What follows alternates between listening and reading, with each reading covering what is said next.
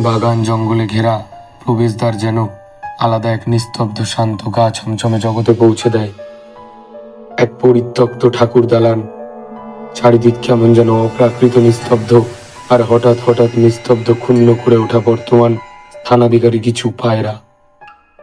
অসামান্য পটু হাতের নির্মিত নকশা কাটা দেয়ালগুলিতে শ্যাওলার ফুলের, আবার কয়েকটিতে এক শিল্পসত্তা মিশ্রিত শিকড়ে ছড়িয়ে থাকা, তার মধ্যেই যেন ঠেসে রাখা রয়েছে কতই না ইতিহাস। দক্ষিণ 24 পরগনা জেলার বারুইপুর এই শতাব্দী প্রাচীন জনপদের বিখ্যাত রায়চৌধুরী পরিবারের জমিদারিতে নির্মিত এক ঠাকুর দালান এটি। নবাবের কাছ থেকে সুবিস্তৃত এলাকা যৌতুক হিসেবে পান জমিদার রাজবল্লভ চৌধুরী। জমিদারির বিস্তার ছিল বারুইপুর থেকে সুদূর সুন্দরবন।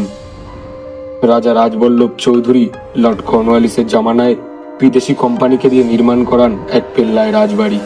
মূল বাড়িটিতে এখনো মা দুর্গার পুজো হয় জাঁকজমক করেই। সাহিত্য সম্রাট বঙ্কিমচন্দ্র চট্টোপাধ্যায় তার বিখ্যাত উপন্যাস দুর্গেশ নন্দিনী লেখা শুরু করেন এই জমিদার বাড়িতে বসেই। সময় বদলেছে, আজ জমিদারিও নেই, তবে স্থানগুলির ওপর থেকে বয়ে গেছে অনেক ভালো মন্দের আবহাওয়া। লোকমুখের অনেক বিশ্বাস অবিশ্বাস ঘটনা কাহিনী নিয়ে বার্ধক্য কাটাচ্ছে এই ঠাকুর দালান ও রাজবাড়ির অবশিষ্টাংশ। এমন ঐতিহাসিক স্মৃতিচিহ্নের একটু অলৌকিক বা ভৌতিক ছোঁয়া থাকা উচিত বলে আমি মনে করি। অসামান্য সুন্দর এই দালান বাড়িতে প্রবেশের সময় আমার গা ছমছম করেনি বললে মিথ্যে বলা হবে, তবে ওই পরিবেশটা বড্ড আমোদ দেয় আমায়।